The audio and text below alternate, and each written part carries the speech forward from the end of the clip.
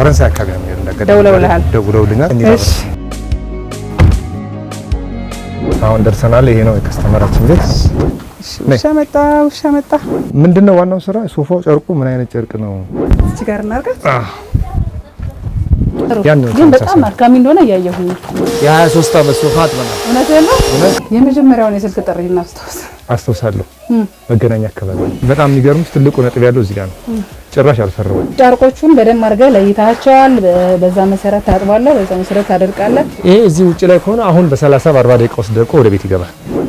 እንዴት እሆናለሁ ብለህ አላሰብክም?